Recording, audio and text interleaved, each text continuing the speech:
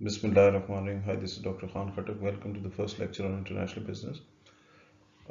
Those of you who want to reach me, they can use the email address written on the screen. Before we start our first session, I would like to clarify certain things. This lecture series, in fact, is not meant for practitioners of international business. However, it might be useful for students enrolled in BBA and MBA programs at different universities throughout the world. When we finish off this lesson, I would like you to learn some of the things. I would like you to learn these points in order as they are seen on the screen, as they are shown on the screen. First, I would like you to understand the term globalization. Then I'll introduce you to the main drivers of globalization. Then we'll try and understand how the global economy is changing in its nature. And then we'll delve into the discussion about pros and cons of globalization. In the end, we'll conclude our session with by understanding the threats and opportunities presented by globalization to international managers. Now on to globalization. As you would all know, over the past couple of decades, most of the economies in the world were self-contained, isolated, and independent due to barriers to cross-border trade and investment. They were isolated because of being very distant from each other, because of being in different time zones, because of the cultural barriers, having different regulatory environments, and having different political and business systems over there. So these all things were sort of preventing economies from integrating or mingling with each other. But that is not the case anymore, as you all know. Now, most of the economies in the world are increasingly becoming interdependent, integrated, and intertwined because the barriers to trade and investment are falling down, cultures are converging, and the perceived distances are shrinking. And this transformation is happening by the very process called globalization. All of this transformation has happened from being isolated economies into integrated economies because of the process called phenomenon called globalization. We'll expand on globalization further as we proceed through the lecture. So the world where we live in is a weird place today, where the volume of goods and services traded far exceed the amount of goods and services produced in the world. In a nutshell, the world trade far exceeds the world production or world output measured in terms of GDP, and that is what is shown in the statistics shown on the screen. As you can see today, about $5 trillion of foreign exchange transactions take place because of the international trade investments, and about 19 trillion of goods cross national borders every year, and about 5 trillion of services are sold by one set of nations to other set of nations. Now, what exactly is globalization? As I just indicated, it is a transition from an isolated to an integrated, and from an independent to an interdependent world economic system. And these things are happening because of various factors, including advancement in communication and technology, declining barriers to investment and trade, and transportation technology is getting better and better as the time is going on. Now, talking of globalization, here I would present a company which illustrates a typical case of globalization in the world, called Uber, and I'm sure most of you would be aware of this company, which is a famous, world-renowned ride-hailing service company, which of course was developed by two guys the idea was conceived in France by two guys who visited France from the US, and they were not able to find taxi on a snowy night. So they thought, they decided there and then, why not to then develop an app-based taxi service which should allow people to book their rides from the comforts of their homes or restaurants or a bar stool and all that. So these two guys, Travis and Garrett Camp, when they flew back to California, or San Francisco in particular. So they decided to find or found a company, or decided to establish a company, developed an app. In fact, this guy Garrett Gamp was a computer programmer, and he developed this smartphone app Uber, which can be downloaded and accessed anywhere in the world by the customers of Uber, no matter where they are in the world. So if you happen to be an Uber customer, if you're visiting London, Paris, Athens, New York, Hong Kong, Karachi, or Delhi, so you can simply book a ride by clicking few buttons on your smartphone, or of course, clicking few tabs on the smartphone, and can book a ride and sort of enjoy and commute from one place to another. So Uber, as I mentioned, um, is a classic example of a globalized company which started its journey back at 2009 from a standing start. It started its journey from a standing start in 2009 in a city called San Francisco in California, and now it is present almost in 80 countries with 400 cities covered. So it is much like other technology companies. Its journey started like a private limited company like Facebook, Google, and Amazon. Now it has turned into a public limited company. In fact, it's floated its share through an IPO back in 2019, in fact, and now it is a listed company on the New York Stock Exchange. So if you look at the human resource the company has, that also tells a lot about its globalized orientation.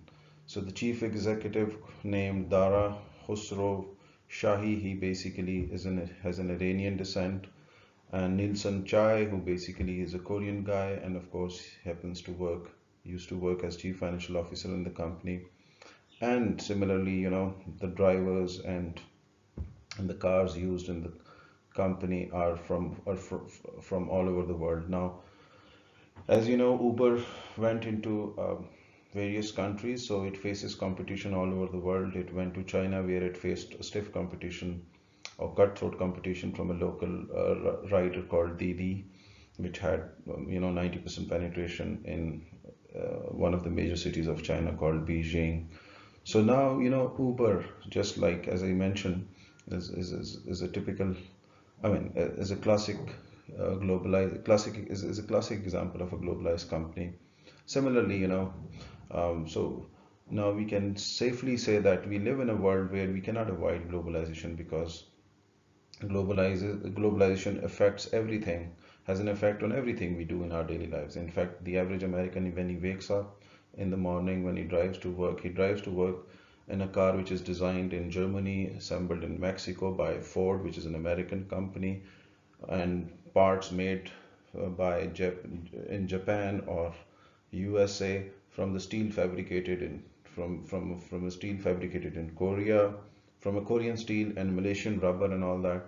And when the American goes for filling the tank with gas, they perhaps park the car at a Shell station. Shell again is a British or Royal Dutch company, and and that oil which has come to a refined shape into Shell stations might have been pumped out of wells off the coast of Africa, or perhaps from Saudi Arabia or one of the Arab countries. So you can now tell that we cannot avoid this phenomenon called globalization, because it is affecting our daily lives in a big way, and that's what you can see from. As I just mentioned, the and it's not only the case with Americans. No, I think every citizen in every country, of course, now almost faces or is exposed to kind of products, companies, and individuals which are globalized in nature, basically. So again, as I mentioned, globalization basically has two facets. One is called the globalization of markets, the other is called. So globalization is happening in two fronts. One, not only the markets are also becoming global, as I just mentioned, but also the production is also becoming global with the passage of time.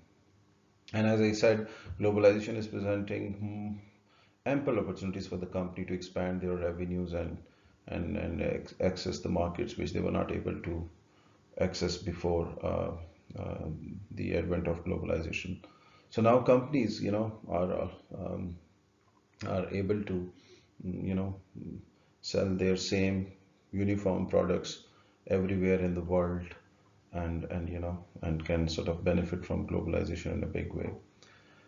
Again, here I would like to mention certain things. So globalization, as I said, globalization has two phases: globalization of markets and globalization of production. As you can see, globalization of markets means that historically distinct and separate national markets are becoming one, because as we know, with the passage of time, the consumer tastes and preferences are converging, cultures are converging. We, being global citizens, we are consuming almost the same products no matter where we are in the world. As I mentioned, like being a global citizen of the world, we consume credit cards made by perhaps American Express or Citibank. We drink like fizzy drinks, Coca-Cola and Pepsi, which are found, which can be, uh, uh, which can be, of course, sourced anywhere in the world, no matter wherever you travel, of course, and other things as well. Like, for example, from the games that video game that our kids play, they are made by, of course, the same companies, Nintendo, Sony, PlayStations, and Microsoft, and all that. So they are the ones who are making the games for our kids. And similarly, McDonald's and KFCs are selling us the burgers in the same way throughout the world. So these phenomenon, so the phenomenon of globalization is so robust and strong that we cannot, of course, avoid it at any cost. Okay, so globalization of markets is basically meaning that distinct and separate markets are merging into each other and becoming one called global market. Again, here I would like to mention some of the things here that before it used to be considered that globalization was affecting more, was having an effect more on the manufacturing sector, because I mean that and the manufacturing sector was able to outsource their activities to different parts of the world, and when they would do so, so their jobs will get exported to, of course, other countries. But that's not the case anymore. Service sector itself is facing the consequence of globalization, as I just mentioned. Not only the manufacturing companies, but also service companies like software companies, Microsoft, IBM, and all that. Microsoft or Google or all these companies are also exporting their services to other nations and all that. So again, as I said, the market is globalization of markets is means the world is becoming flat. So here I would like to mention a book written by Thomas Friedman in 2005 called entitled The World is Flat. So now, as he claims in the book that people living in the developed countries are not anymore blessed and favored when it comes to when it comes to a playing field. So the playing field is no more tilted in favor of developed nations, because now enterprising individuals living in China, India, Brazil can, of course, better themselves the same way as the Western people living in the developed part of the world. So they can also gain benefit from the fruits of globalization. So in that sense, the world is becoming really flat, and that really supports the argument or viewpoint presented by Thomas Friedman, that world is quite flat now. All right, so as I said, why the markets are becoming global, which because of the falling trade barriers, and is of course making it easy for the companies to sell globally. As I just mentioned, that countries are lifting bans, reducing tariffs on imported goods. So now you're able to sell your goods anywhere, because the tariff or trade or investment barriers and capital barriers are falling down. Consumer tastes and preferences are converging on some global norm, as which I just indicated. So, you know, um, we drink the same cola as we use it anywhere in the world. in our country. So I drink the same cola in my country as I can drink it anywhere in the world. So firms, are not only the beneficiaries of this of the fruits of globalization, but they're also the facilitators of globalization, because they are selling the same uniform products everywhere in the world, and with that they take along their expertise, knowledge, and experience to the countries where they are able to sell their goods. Again, globalization in order to benefit from globalization, you don't have to be a big company, as you know, because of the advancements in technology and internet in particular is making it possible. As you know, small companies are also able to sell their unique products anywhere in the world, regardless of their size. And again, and this phenomenon of globalization is perhaps more robust and profound for industrial goods as compared to the consumer goods, where of course still for consumer goods there are still some differences which apply brakes on the process of globalization, whereas industrial goods are almost the same no matter wherever you consume them. For example, the commercial jet airliner, so Boeing 777 or 787 Dreamliner is going to be the same no matter it is used by Singapore Airlines or Japan Airline or Air India or perhaps Kuala Lumpur Airline and all that. So they are almost the same. 787 Dreamliner would be the same. So commercial products or industrialized products, industrial goods are more are fueling the phenomenon of globalization in a more robust manner compared to the consumer goods, because people still differ in terms of when it comes to consuming consumer goods. As I just mentioned, McDonald's, though it is selling the same same burger in the whole world, but you cannot sell hamburger in Muslim countries, Saudi Arabia or Pakistan, because ham is prohibited religiously in these countries, of course.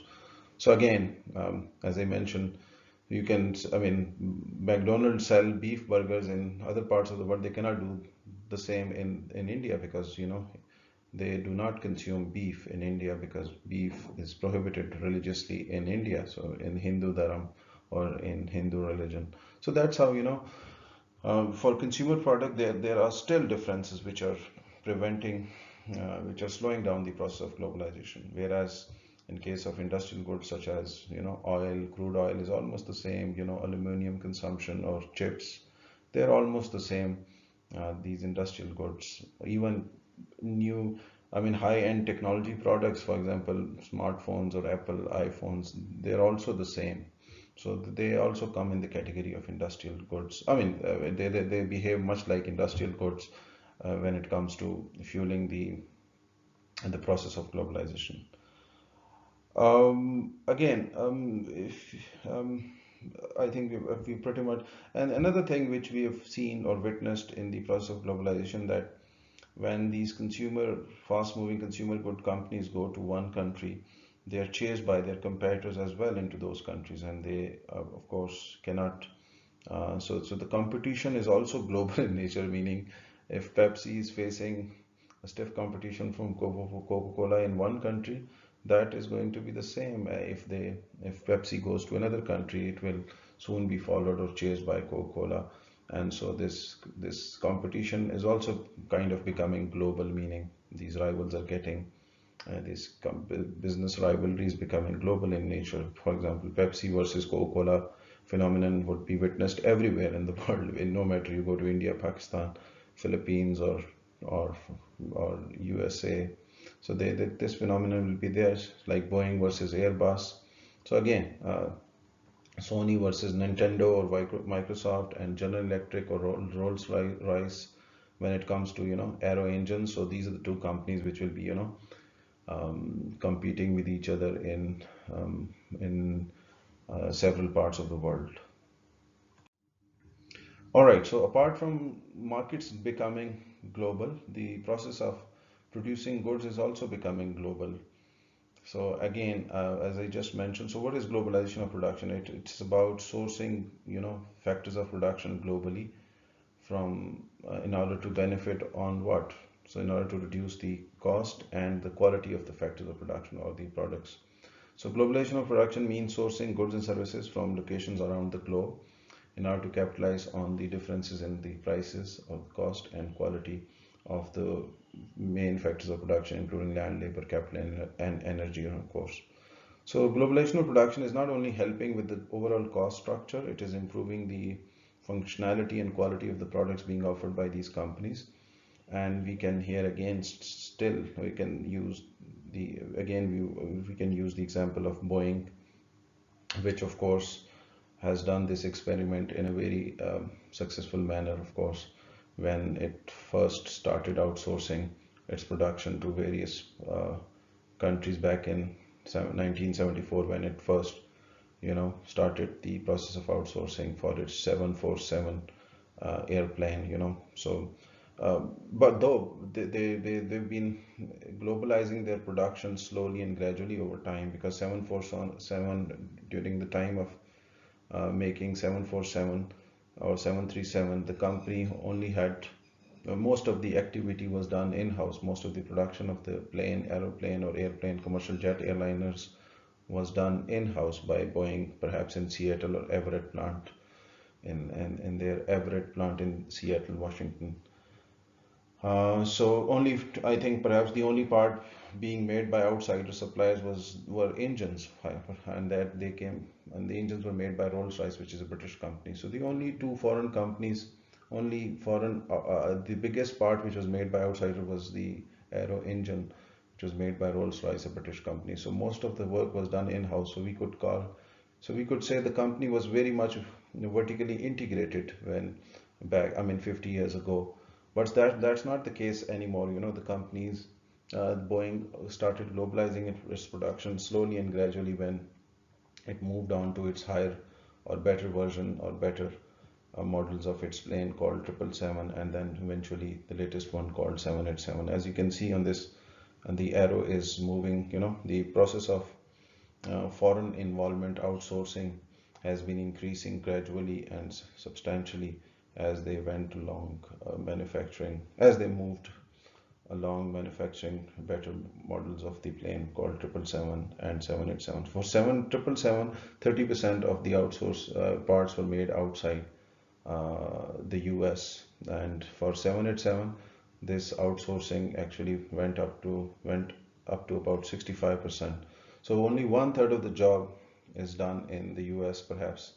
The Boeing has only reserved engineering and design, marketing and sales, and assembly of the planes to itself, which is actually done in Seattle, in their Everett plant, of course, whereas 65% of the work is done as the component parts are made by different companies in different parts of the world. For predominantly, 2/3 of the 65% outsourcing, I think 35% of the work is done by Japanese companies. Three, Mitsubishi, of course, they make wings, and they've acquired expertise in manufacturing wing and all that. And there's another company called Gemco, which designs, the interior of the deck, and they design galleys, or they manufacture parts for the galley and all that. So you see, and Kawasaki as well. So there's another Japanese company. So out of the 65% outsourcing done, 35% of the Boeing parts are made in Japan, of course. Here is the overall picture how the globalization of production has been taking place or is taking place at Boeing. So you can see that they've gotten 50 suppliers from all over the world, and you can see the names of the major suppliers. Alenia Aeronautica, of course, an Italian company which basically makes the parts for the central fuselage and horizontal stabilizers.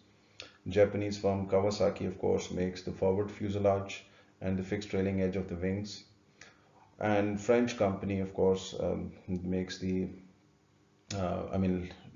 makes the aircraft landing gear. German company, of course, designs and makes the main makes main cable lightings. And Sweden's company called Saab, they make the access doors. And Mitsubishi, of course, as I mentioned, they've acquired expertise in making wings, and there is a Korean company called KAA, which makes the wing tips. So this picture, explains it far better than the the narration or the text that I was showing in the previous slide. So you can see, this 787, this is the breakdown of the suppliers for 787 Dreamliner, which are spread all over the world. And you can see here, if I mention here, you can see that wings are made by, by a Korean company called KAA. And here you can see this one, wings are made by Korea. And Elania, they make horizontal stabilizers. These are the horizontal stabilizers, and makes, the central fuselage, as you can see here. Perhaps here you see, so Elania makes what? Stabilizers and the central fuselage, as you might see here in the video. Whereas, Kawasaki, they make the fixed trailing edge of the wing, and they make the forward fuselage, as you can see here. Kawasaki, of course. And this one here, this forward fuselage, this part is made by, and this central fuselage is, made by Elenia, an Italian company, of course. And these wing tips, are made by, so you can see, this manufacturing, and the engines are made by Rolls-Royce, UK, and General Electric, which is a USA company, of course. So you can see, these suppliers are spread all over the world. Where and here I would like to mention one thing again. Another thing, there's this Japanese company called Japan Toray. This 787 is quite fuel efficient because it is made of carbon fiber, which is a very sturdy and lightweight material. So that helps in saving a lot of fuel cost.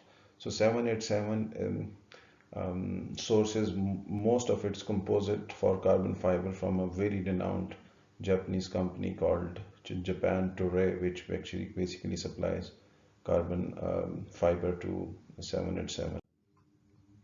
So now you might be asking why Boeing is outsourcing the production of its airplanes. So as I just mentioned, this trend started back in 1974 when they first outsourced the wing manufacturing to a very renowned Japanese company called Mitsubishi. And of course, they were doing it in order to achieve three objectives. They were doing this thing in order to achieve three main objectives. One was what?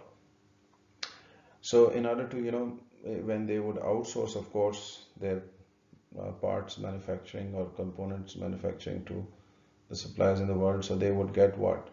The best parts from them, and because these companies were very good at manufacturing those particular parts, so that would give them what? A specialized part and a very well made and efficiently made part and all that. Second, by giving some of the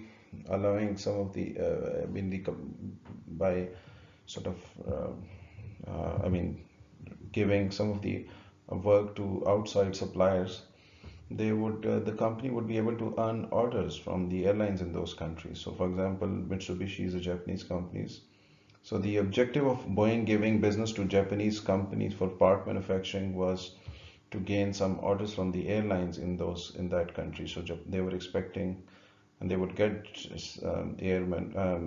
airline or commercial jet airline orders from Japan Airlines in return. So it's like quid pro quo kind of a thing. When I scratch your back, you scratch my back. And the third reason for extensive outsourcing was that they wanted to not expose themselves to the risk. Boeing did not want to expose itself to the risk of manufacturing or developing production facilities for each component themselves, because it involves huge investment in the infrastructure and in building plants and factories around the world. So again, as I said, this thing has been a great savior for this company, Boeing. But remember, it's not that rosy all the time, because these managing globally dispersed supply chain or globally dispersed production facility is an uphill task. It can cause a lot of problems, and so did Boeing. So Boeing also faced a lot of problems by outsourcing some of its component manufacturing to Japanese, Italian, French, or Sweden, and Swedish and German companies. So they would, I mean, they face these problems. For example, sometimes the parts would come and they would not snap together as they were expecting them to be, as they were expecting them. So they were not snapping together. Some of the parts would arrive late. So and of course, in the development of 787 started in early 2000, but they could not deliver 2000, I mean the 787 on time because of these problems. As I said, the component parts would not arrive at the Boeing plant or an assembly plant in Everett or Seattle on time from these countries, and as a result, the production of 787 was pushed back 4 years on the deadline. So the company had to push its deadline 4 years, and then had to pay heavy penalties as a result because of not being able to honor their orders on time for 787. So yes, there are the downfalls of outsourcing or globalization of production or outsourcing production to other parts of the world. So as I said, as I just indicated at the start, that this outsourcing is not only limited to manufacturing and manufacturing companies such as Boeing and Apple. As you know, Apple is another typical example, which basically designs chips and sort of then outsources its they design the chips in California but outsources its production to companies in China, of course. So again, and Boeing is, as I just mentioned, they just keep doing three functions: engineering, design of the planes, marketing and sales, and as final assembly of the planes is left to Boeing. But the service sector, service companies, for example, companies making softwares or companies related to health sector, also benefited a great deal from the fruits of globalization, or by producing the services in places where they were not delivered. So they would make services in places where they would not be delivered. So, for example, I mean, most of the doctors in America would outsource their radiological reports or medical files, which is called medical transcription, so to workers in Philippines. So Filipinos or people from Philippines would transcribe medical files coming from the US, and that would be used then later on by US doctors for getting approval from the insurance company for performing procedures. So for performing surgical procedures, these doctors would send medical files or audio files to workers in Philippines. They'll describe it, transcribe it, and then sort of send it back to US doctors. The next morning, they would then seek approval from the respective insurance companies in the US for performing certain procedures. So again, as I mentioned, same is happening with the software testing practice, that most of the software testing is happening in India, and perhaps, I mean, in Bangalore in particular. So most of the software, because the Indian engineers are far more cheaper, and they of course perform the same job in a very I mean, they just charge 12% of the amount of engineers that charge in the US. So that's how, that's another story which tells us that most of these service jobs are also being outsourced to the emerging countries such as China, India, Philippines, and all that. All right, so again, here I would like to, so you can see on the screen that it's no longer relevant to talk about German, Japanese, Italian, Pakistani, Indian, or American markets, because now we are living, or we are exposed to global markets, as it is, claimed by Robert Reich. So Robert Reich is saying that the markets are becoming global, and it's no more relevant to talk about German, Italian, or Pakistani market. Again, as I just touched on the topic, that globalization of markets, companies must be careful not to push the globalization of production too far. As I just mentioned, Boeing had problems in integrating, the global chain of production activities, and they had to face what, they had to delay the process of, the production of 787 got delayed as a result of not getting parts on time from different suppliers from all over the world. And here I would like to, because here you might have heard of Suez Canal being blocked by Ever Given cargo, ship or vessel which got stuck in the Suez Canal sideways because of the strong winds, or perhaps because of the faults of the sailors. So, you must have heard just a couple of days back, a huge ship carrying 20,000 containers. Perhaps it was one of the largest ships carrying medical, you know, supplies on, and, fuel and, well, lots of other things, medical supplies and perhaps a livestock on it and all that perishable item. So it got stuck on the Suez Canal, which is, which is just, 190 kilometers. Suez Canal, as you might know, connects Asia with Europe. It is the shortest, sea route which connects Asia with Europe. Otherwise, if this canal gets blocked, you have to send your ships via, Africa. They have to take a loop around Africa and then get to the Europe. So it, resulted in, as I said, by dispersing your production globally, some of the items might not arrive on time, as was experienced by the large ship getting stuck or getting stranded onto the shores of Suez Canal. And it took them a week to get the ship out of the canal, and which resulted in what increase in, because, and you should understand this thing, and this had so huge impact that the oil prices went up during that 1 week, because lots of ships were stuck on the both ends of the canal. So this had a huge impact on the, not only um, on the companies which were supplying the products in those ships, but also on other items as well. And I mean, interestingly, even people were not able to get their COVID vaccines on time, because some of the containers were carrying COVID vaccines, which got stuck at the ends of the Suez Canal. All right, so again, I mean, these are the things that we just talked about. So, all right, when that's the case, we need some institutions which should which should manage, regulate, and police the global trading system. As I said, we need to remove the barriers to world trade and investments and capital flows.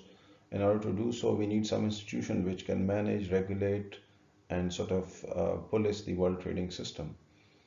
And in that regard, and in that connection, we have gotten these big institutions called General Agreement on Tariffs and Trade, which was established back in back in late 40s, of course, right after World War II.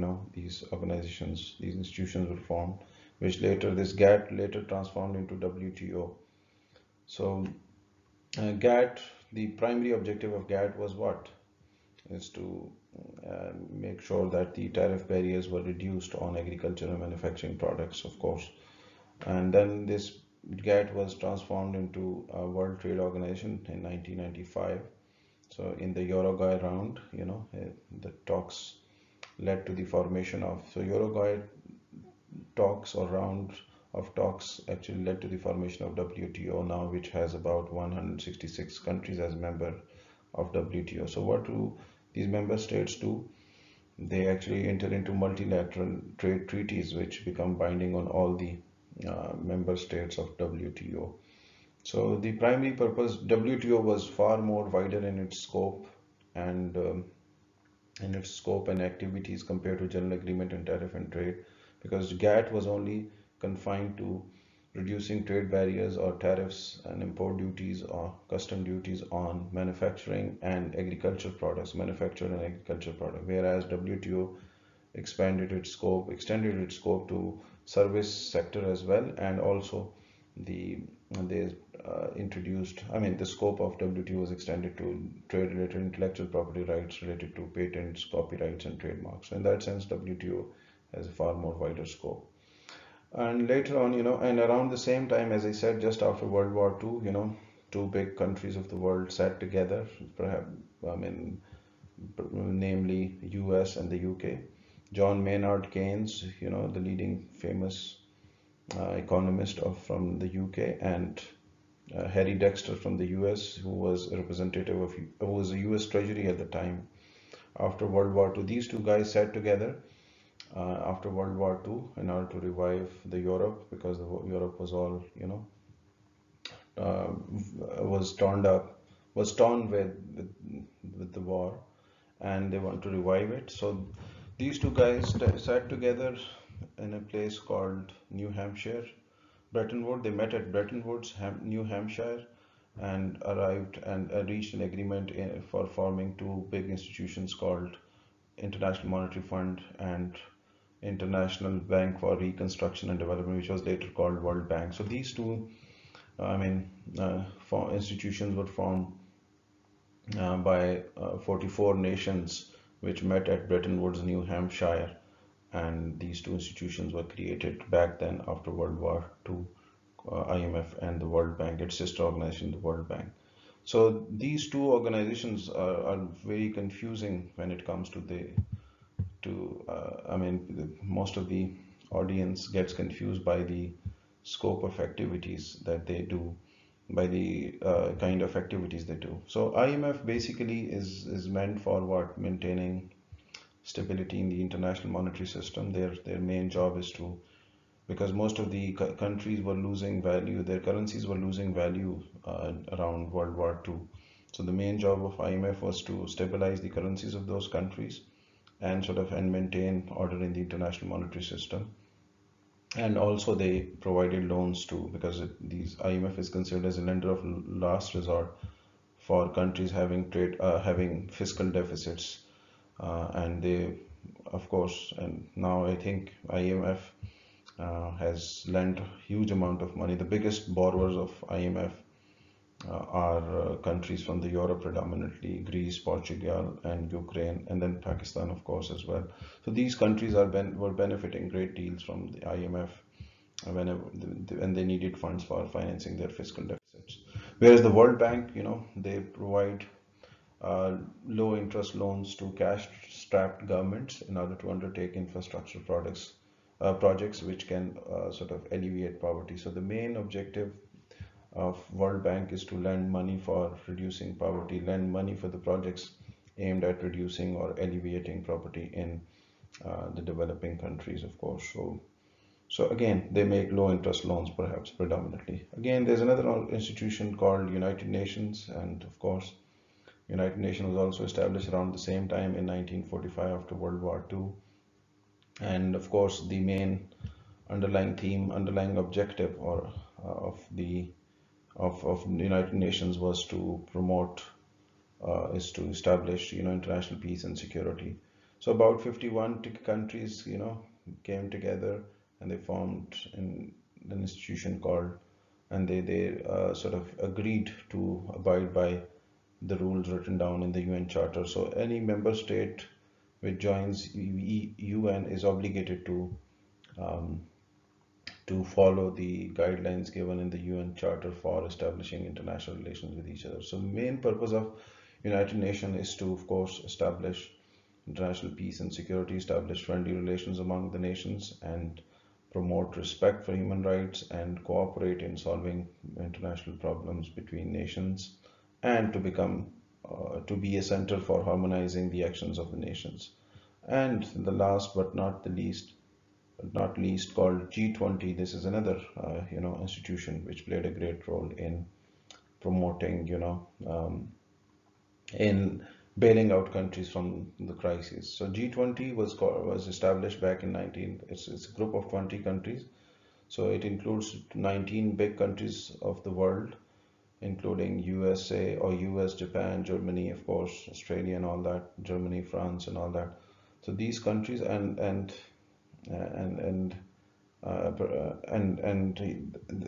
it also has representation from the European Union and the European Central Bank. So the finance ministers of these countries, meet at the G20 meetings and try to give bailout packages to the countries suffering from crisis. But perhaps this G20 was established after the Asian crisis in 1997, which started from Thailand.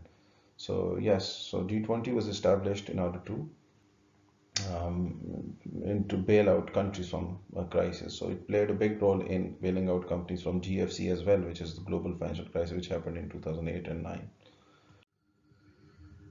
So now on to another very important topic called what is driving globalization. So basically there are two underlying themes or underlying drivers which are stimulating globalization. They are declining barriers to free flow of goods and services and technological changes.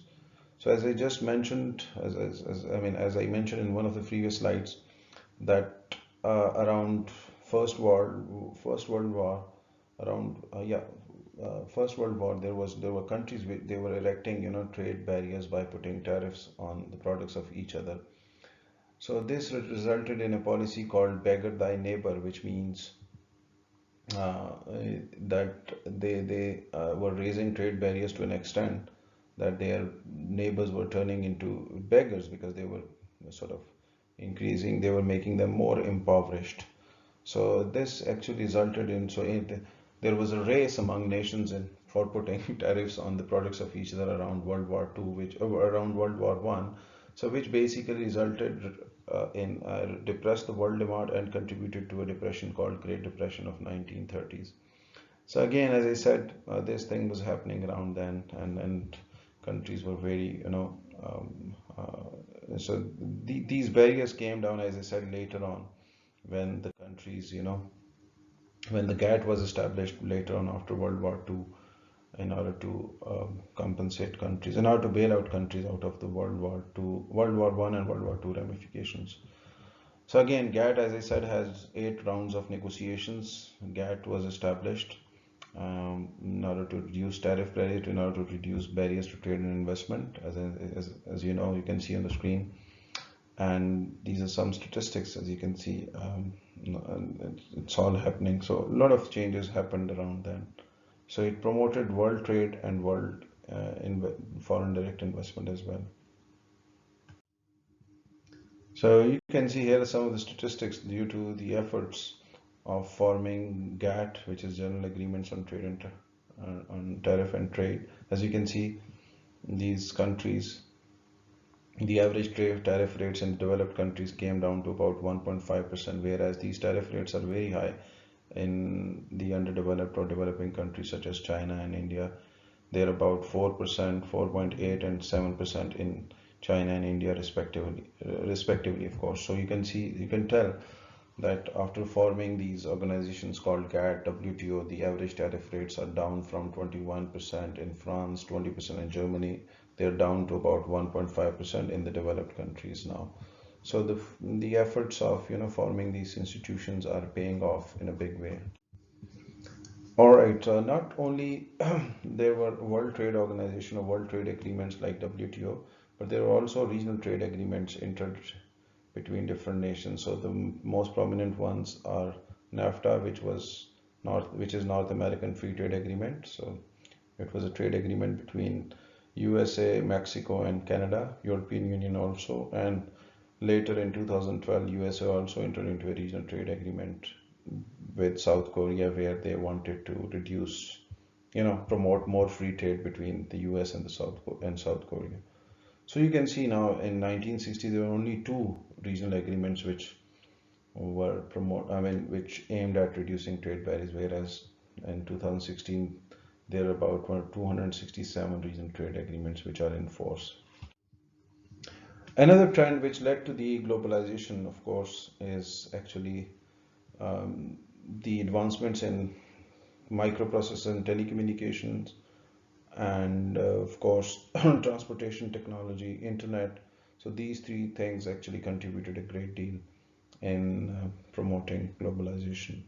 So microprocessors, as you know, we cannot avoid them. We are surrounded by a network of microprocessors in our daily lives by using different gadgetries that we use in our daily life. For example, the smartphones we use, the gaming consoles, or the smart refrigerators we have in our homes, or the smart ACs, or the driverless or automatic robotic cars that we drive today. They are all, packed with microprocessors. So microprocessors, turned around, made communication far more robust and cheaper as well. So the high power computing is now far more cheaper and more powerful and robust, as you can as you all know about it. And of course, you must have heard about today the country which has access to microprocessor and chips is going to sort of outperform than the country which does not have access to these microprocessor and chips. And you must have heard of America putting, ban on the companies selling chips to Huawei. So America didn't want microchip companies or semiconductor manufacturing companies to sell their microprocessor or microchips to Huawei, because there's this trade war going on between the US and the China. And if in fact in 2021 is a year where we are facing a shortage of microprocessors and chips. There's this company called TSMC, I think, yes, a Taiwanese company which is a fabricated chip manufacturing company, meaning they do not design chips, they just make it given designed by companies elsewhere. For example, Apple, designs its chips in the US, but does not manufacture the chips itself. It hands over the job to TSMC, which is a Taiwanese company, of course, largest chip manufacturing company in the world. So I mean, the lead up time for making chips is about 12 months in 2012. So we are facing acute shortage of microprocessors in 2012 because of the extreme reliance on the chips in our different products that we use in our day. Perhaps the biggest user of chips today is the auto company. So GM would be losing about $2-3 billion because of not getting enough microchips and processors for their smart cars, which use about 40%. I mean, those cars are made of 40% of the component of those cars is electronics, is microchips. So that's why, you have to understand. Here I would like to mention about this law called More's law. Gordon Moore was basically the first chairman or founder of Intel. So he gave this law where he said that the computing power is doubling every 18 months, whereas its cost is becoming half every 18 months. So that every 18 months the computing power is doubling, and whereas its cost is halving every 18 months. So again, this is pretty true, I think, today. Another great breakthrough in the technological world was internet. Internet was established back in 1990s, early 90s, but the first browser I think came out in 1994 or such, the first web browsers. So back then there were only 1 million internet users when the first web browser came out. And in 1995 this number of users jumped substantially to 50 million, whereas today in 2017 we have about 4 billion users of internet. So because of the internet, the companies, whether they're small or large, can sell anywhere in the world by breaking these, and can overcome most of these barriers to trade and investment and capital. So again, internet is another breakthrough which made this globalization far easier and cheaper. Transportation technology is, again, as you know, the manufacturing of commercial jet aircraft has made air travel far cheaper, far faster, and of course and cheaper, as you know.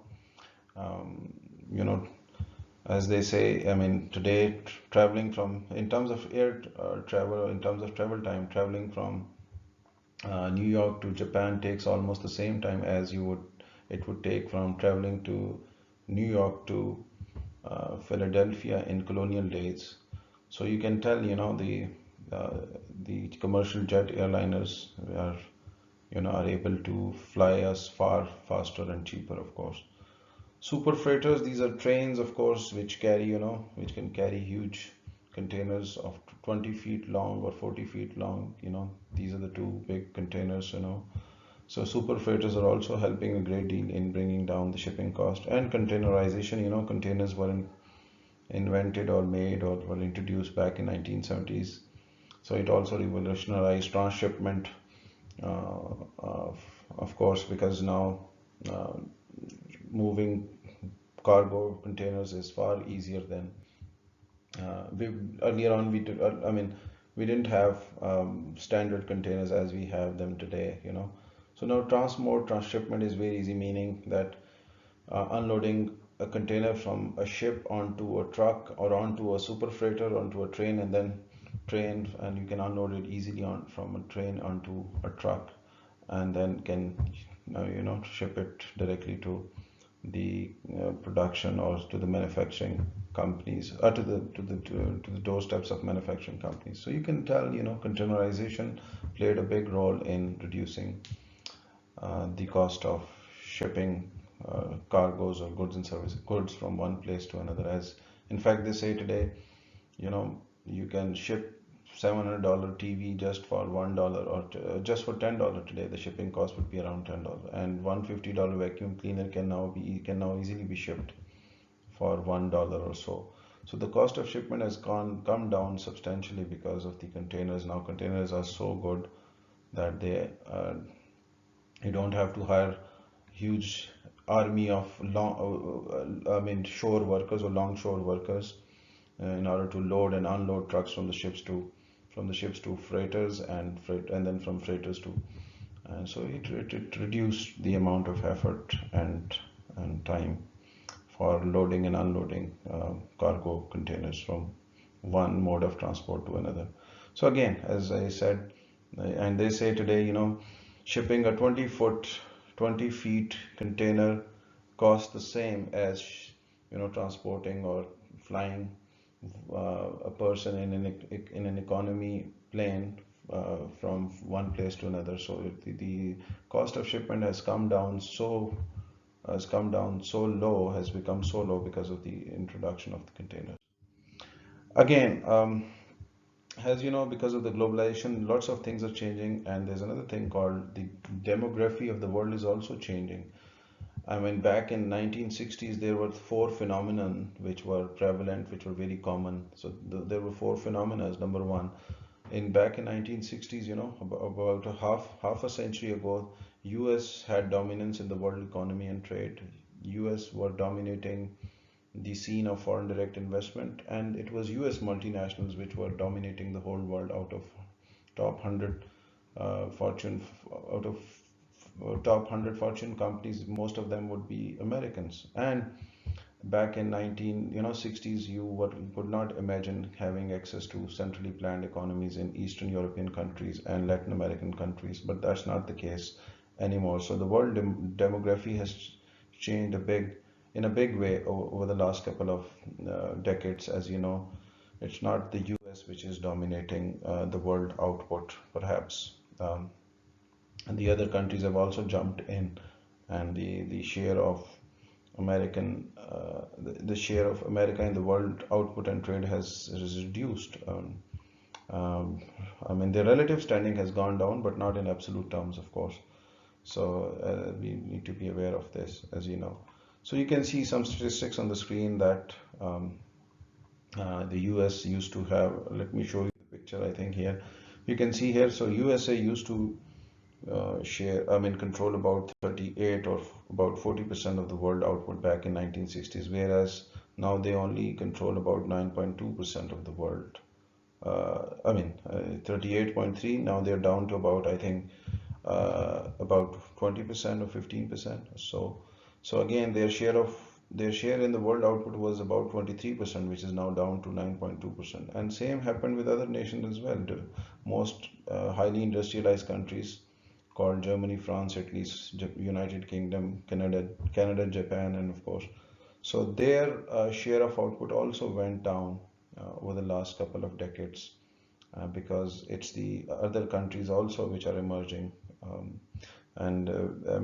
The countries from the less developed part of the world also joined the league, and now they are contributing in a big way in the world economy by having a great share in the world output and world trade. As you can see, China had negligible share in 60s. Now they have about 13.3% share in the world output and about 13.2% share in the world export. So this shows countries or emerging countries such as Brazil, Russia, India, and China are coming in a big way and contributing a great deal.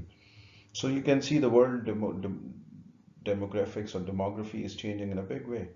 So USA, Japan, Germany, Canada used to dominate the world output and trade, but that's not the case. So the world demographics are changing. Another thing, I mean, the same phenomenon, the same trend happened with foreign direct investment. It was US companies which used to dominate, the foreign direct investment in the world. So it would be the US who would be investing a lot of money overseas and getting a lot of foreign direct investments. But that's not the case. And you can see here in the statistics, you can see, it says now it is China which is getting a great deal of foreign direct investments.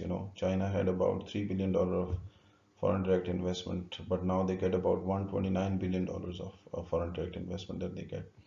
So you can see the absolute size of foreign direct investment from these industrialized nations are going down, whereas most of the you know investments are going and coming into underdeveloped countries or developing or emerging economies, including India, China, Brazil, Russia, Mexico. Even East Asian economies also received a great deal of investment over the last, and that happened for different reasons. As you know, I mean, back in the 60s, in the US, people wouldn't like Japanese products, so there was a campaign against Japanese products in the US. They wanted to, I mean, people in the US wanted Japanese products to be banned. So what Japanese did, or Japanese automobile companies did, and European automobile companies, they took their plants and started manufacturing, their automobiles. Most of these most of these Japanese automaking companies or auto manufacturers went to the US in 70s and 80s because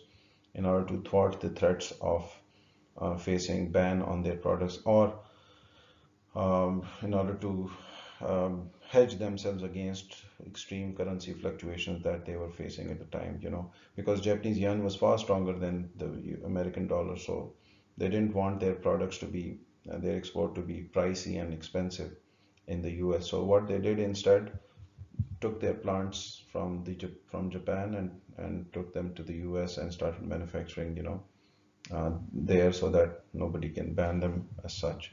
So anyhow, so these things happen with these things in mind. All right, so here you can see the graph, so it tells that, I mean, this purple color, or you can see here, it represents the most recent time. So you can see the lots of foreign direct investment is now uh, is done by developing economies, So this FDI stock shows the total amount of investment done by the countries in each year, in these years, of course.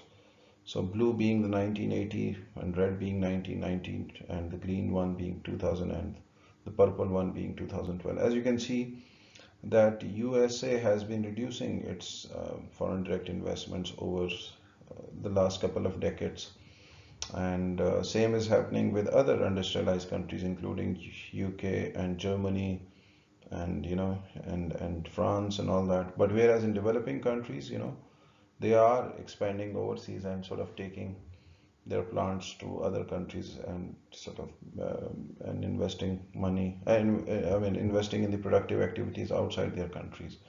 So China also went abroad, started establishing its business in other parts of the world, and lots of companies, from India, China, Brazil went abroad and established there. So FDI is increasing. Inflow again, see, similarly, these countries, developing countries, have also been receiving a lot of you know um, inflow of foreign direct investments. So you can see the greater share of FDI is going into these developing countries. Again, most of these countries are basically the developing or emerging economies, as I just mentioned. Again, so change multinational enterprise is another, what is a multinational company? It is a company which has productive activities in two or more countries, and again, MNEs are also the nature of MNEs or multinational enterprises is also changing, has changed a lot over the last again 4 decades or 5 decades. As you can see, since 1960s, there has been rise in the non-US multinationals. So here I would like to mention two big companies. Before, out of top 100 multinationals, mostly, I mean, 48% would be from the US, but that's not the case. And there was none back in 1960. There was none from the developing part of the world.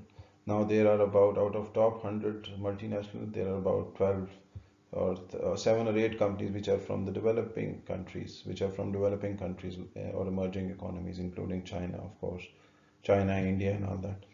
So Hutchison is a Hong Kong-based company which is among top 100 now, and Dalian Wanda, which is a big real estate giant, in Chinese company, it's a Chinese real estate giant which has made its investments. Predominantly, it owns a chain of superstores, super malls, hotels, and cinemas.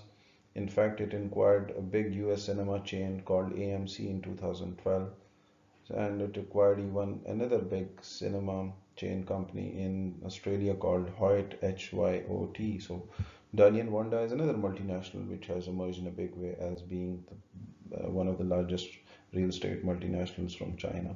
So again, as I said, there has been a rise of non-US multinationals in the world, which was not the case earlier on, because before, typically these multinationals would be either from the US, Germany, France, and other countries, of course, the other highly industrialized countries. Again, there has been a rise in in mini multinationals, meaning now small. We have seen even small multinationals emerging as well over the last couple of years, and that included what? Of course, for example, Alibaba and all that, or these companies, were not that huge, but they were very small, but now they've grown into huge companies. So there has been a rise of now a mini multinational as well over the last couple of years. All right, so again, the world where we live in has its order has changed in a big way, as I said, that I mean, overall, the public policy has been shifting towards free market economy and more democratic governments. These, as I said, the Eastern European countries or communist nations, they fell apart back in 1980s or back in 1980. So you see, now, they are also on the move towards democracy and free market.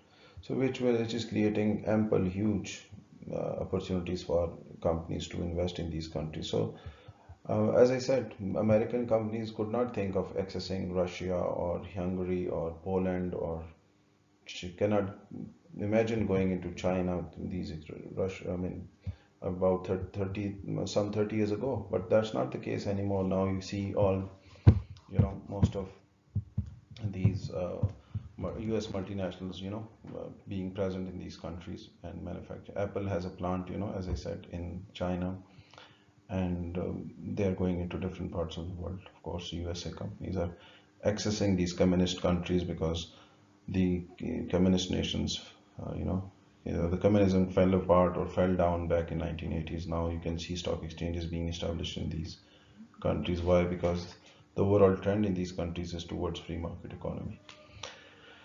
Again, but we should not be too optimistic about these communist economies, as some of them are again getting back on the track of totalitarianism or communism, and they're giving up on their liberal democratic policies and going back to their centrally planned,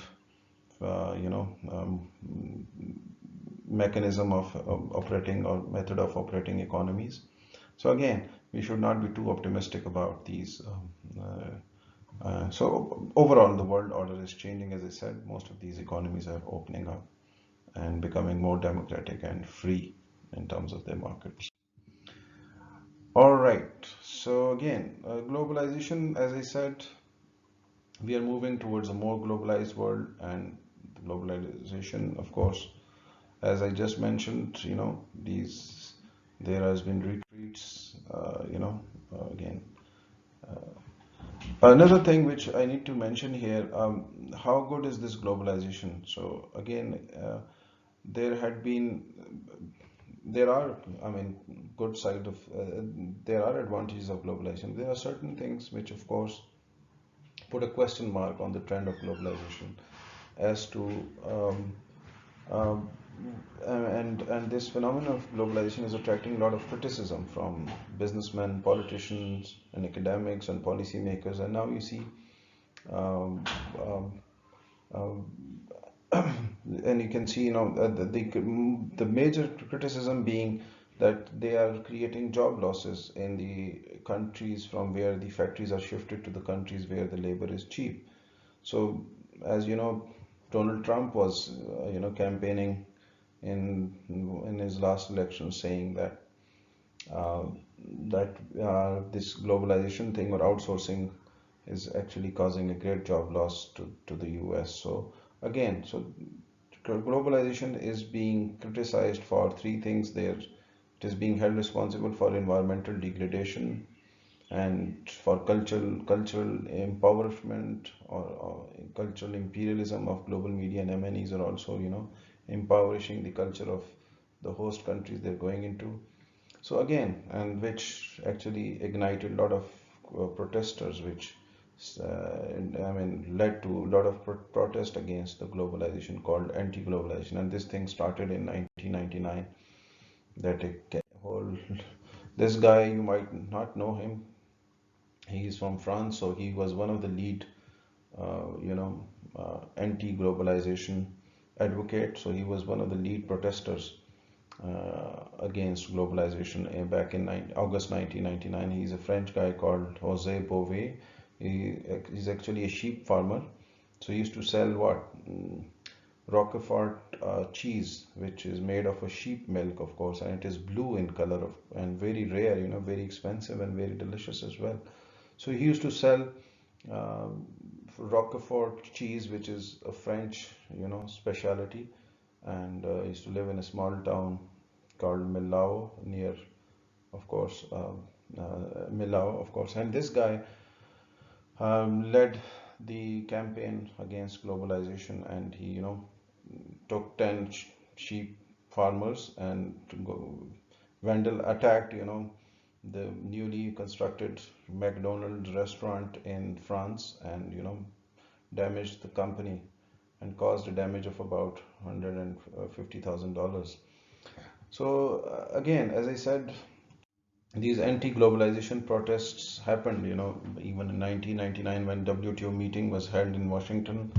So, lots of protesters turned up on this in the streets and started chanting slogans against WTO, and even in that meeting, uh, you know, uh, lots of protesters were dismantled or dispersed by the police, poorly prepared, bemused police of Seattle, who actually they were wielding batons, and then the whole world saw um, the Seattle police wielding batons against protesters in order to disperse them. So again, as I said, this WTO, the campaign against WTO or globalization started in 1999 from Washington, but this guy, Jose Bové, French guy, he was also at the forefront for leading anti-globalization campaign. And his some of his points are legitimate because he is of the opinion. Actually, the whole thing started uh, uh, because of the European Union. EU actually put a ban on the hormone-treated beef being imported from the US. So when EU put a ban on the beef being hormone-treated beef from the US, so WTO objected to it, and they said being a signatory or being a member of WTO, EU cannot put a unilateral ban on the beef imported from the US. So US in turn put a ban on the products being imported from the EU. So and it included, of course, ban on the cheese coming from France as well, because France is part of EU. So this thing was not, welcomed by, Jose Bove, because he was also one of the exporters to the US who was selling cheese, Roquefort cheese, which is made of sheep milk to the US. So he didn't like it. He took 10 farmers along, attacked this restaurant, McDonald's restaurant, which is a US restaurant. So they and damaged the restaurant for about $150,000. So as I said, I mean, these and some of the criticism or some of the I mean, protests against globalization are legitimate and they, of course, should be looked into more carefully. Again, as I said, um, the globalization is also being held responsible for environmental degradation in the underdeveloped countries, and you can see the graph. But some say it's not the globalization which is responsible for environmental degradation, whereas I mean because there was a study done by Grossman and Kruger where he showed that as the income levels rise, the regulations on environment become stricter and tougher, so that actually eventually leads to increase in the quality of environment, that actually leads to improvement in the quality of environment, and that's what is shown here in the graph. You can see a hump shaped green graph which shows the as the income level rises, the pollutants actually fall. The level of pollutants, including sulfur dioxide or lead, and all these actually fall in quantity. And at 8,000 actually dollars, when the income level reaches 8,000, this shift starts happening, meaning the country transforms from an underdeveloped to a developed country where they start putting together strict laws, strict environmental laws, which actually results in the pollutants going down. And as you can see in the green, so $8,000 per capita income are stronger countries compared to the country which have GDP per capita of about 2,000 or $1,000. So you can see as the GDP per capita reaches 8,000, the um, production or the emission of toxic pollutants in the air goes down, including lead and sulfur dioxide and carbon monoxide.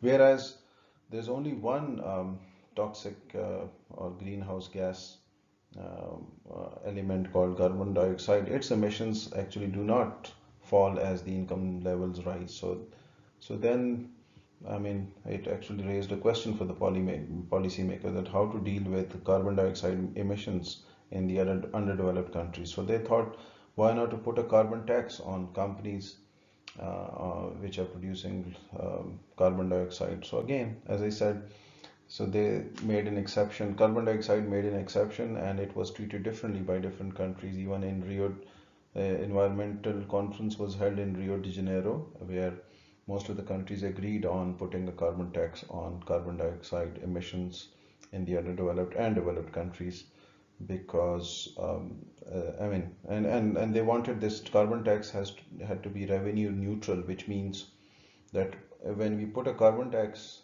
on the output or on the companies, we need to make sure that the overall revenue, tax revenue of the country does not stays the same, meaning they do not have to they have to reduce other taxes so that the overall tax revenue of the country remains the same. So they wanted the carbon tax to be revenue neutral, and that's what that was suggested. So again, saying that globalization is causing the environmental degradation might be unfair and unjust, might not be grounded in reality, as was explained by Grossman and Kugel in his seminal study back in 2007, I think, where he mentioned that as income levels rise, the countries become tougher and become tougher and stricter when it comes to dealing with environmental degradation laws. Again, anti-globalization. Another thing, important thing is globalization and national. Another valid objection on globalization is that globalization is encroaching upon national sovereignty, because these supranational institutions such as WTO or IMF, the bureaucrats sitting behind closed doors, actually the bureaucrats sitting in these organizations actually are pretty divorced from reality, and they make policies which are imposed on the democratically elected governments in the member nation states. So in that sense, some argue that globalization is encroaching upon, is hampering, impeding, or denting on the national sovereignty of the countries where these supranational institutions have have influence, of course, including IMF, World Bank, and all that. Globalization and the world's poor. Some argue that the income gap between, or GDP per capita between, the developed and underdeveloped countries is rising. This gap is rising, and rightly so. I think statistics say the same, that the income gap between developed and underdeveloped countries is rising in a big way, because I was looking at one of the studies where they showed that OECD countries income GDP putting together, their OECD today has income which is 45 times the income of the poorest countries, which used to be just 4.5 times of the poorest countries. So now it shows that these OECD countries have and make 45 times more income than the income made by the people in the poorest countries. So this clearly shows that the income gap is widening between the richest and the poorest countries in the world. And some then say, I mean, there's a counter argument to this, and where we say that, of course, the poorest countries might not be poor because of the trade liberalized policies or because of the globalization, or they might be poor because of other things. For example, they are, you know, I mean, they have endemic corruption in in these countries. You know, there's this scant protection of there's limited protection of property rights in these. There are prolonged civil wars in these countries. Most of the governments are authoritarian or totalitarian in their exposure. So in that sense, these are also the factors which can be blamed for the rising gap in the incomes between richest and the poorest countries. All right, in the end, what we should be worrying about as managers is that how to deal and play in this globalized world. So what approach should we take, or what change of approach should we do when it comes to dealing with companies which are or which are globalized in nature? So again, as I said, managing international business differs from managing domestic business because countries are different, and the international when you're in an international environment, you're dealing with different currencies, because when you're repatriating money back into your home countries, you'll have to face the currency fluctuations or foreign exchange fluctuations which you might have to face.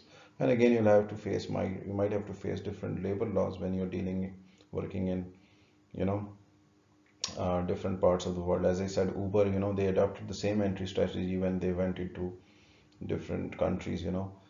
As you know, in the US, taxi drivers are considered as independent contractors, being part of gig economy, and they uh, thought the same when they went to Paris. So in Paris, I mean, in the US, the workers cannot unionize, or the taxi drivers cannot unionize, because they are considered as independent contractors. Whereas in Paris, they are allowed to unionize, and the workers, drivers unionize and launched a strike, or they went on strike against the company when they reduced fares, because Uber, when they um, price their riders, they do it based on an algorithm which actually matches demand for taxis with the demand for the rides with the supply of the taxis.